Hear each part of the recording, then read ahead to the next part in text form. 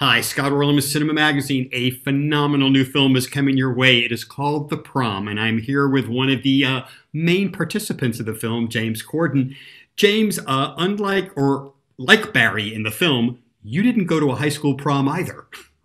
Yes, well, I went for very different reasons to Barry. I didn't go to one because in Britain it's just not a thing that we have. I think it may be starting to creep through, is what I'm realizing and learning over these sort of couple of days of press. But certainly when I was at school, there was no such thing, and I'm very grateful to that.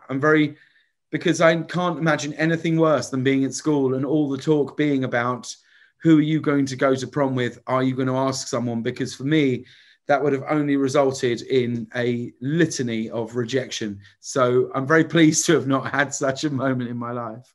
You've had an incredibly eclectic and great career, and I'm sure one of the things on your creative bucket list was to lie in a hotel room with Meryl Streep, getting a facial, talking about your past history. So I congratulate you getting to go through that experience. Thank you. Yeah, that scene is glorious. I'm really I'll never forget when I read it, and I'd already had quite a few conversations with Ryan at that point before that scene had ever been written, and I have to credit him in every single way, how he just guided me through every beat of it, really. And I'm, because I had so many sort of questions and thoughts and occasional, reservations about doing such a thing, and he just held my hand through all of it, really. He really did. And I'm very proud of those scenes and those moments. I really am. You had another great moment with Ryan because he could not actually shoot on the streets of New York. They had to build a fake Broadway. Talk a little bit about that experience, that shooting that number. It's astonishing. They were actually the first things we shot on the film. And I've not spent a massive amount of my career on huge, massive sets. So I got down there, and I cannot stress enough, it was an empty parking lot, a massive storage containers, and then just in between them, a Broadway street, a block of Broadway. And my breath was set.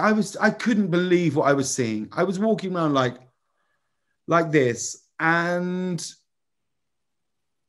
I just thought, well, that's me. And then Meryl Streep and Nicole Kidman came on the set, and the pair of them were like, oh my God, I've never seen set design like this. And I was like, well, if you two are saying that, and you've been on the biggest sets in the entire world for the last 30 years, well, then I'm doubly blown away by it all, One of the fascinating kind of showcases of this movie is the distinction between healthy ego and narcissism.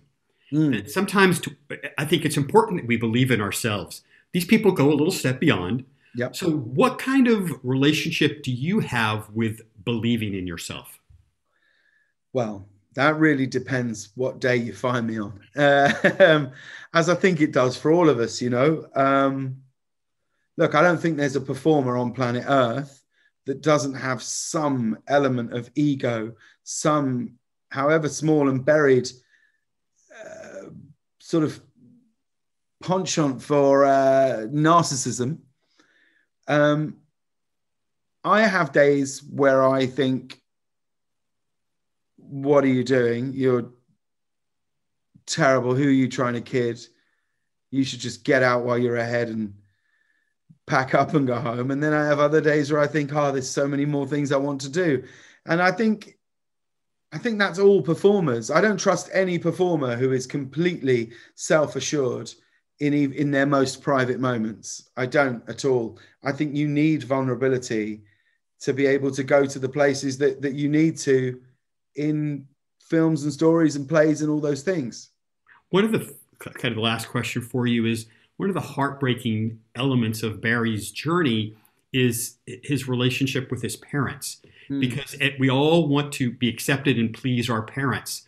You didn't have to go through the same trajectory with your parents, but did you ever worry about not pleasing them or being rejected by them?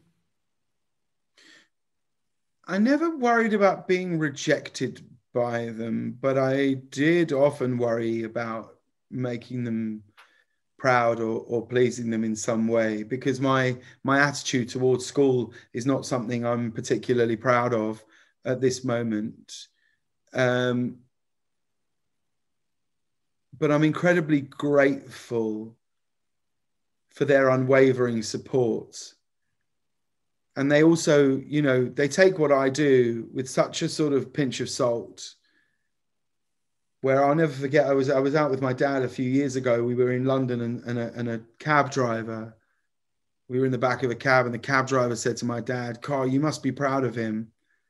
And my dad, just quick as a flash, and I think it says a huge amount about him, just said, "I'm proud of all of my children. Like, my successes are no greater than my sisters. In fact, I would argue that they're less so.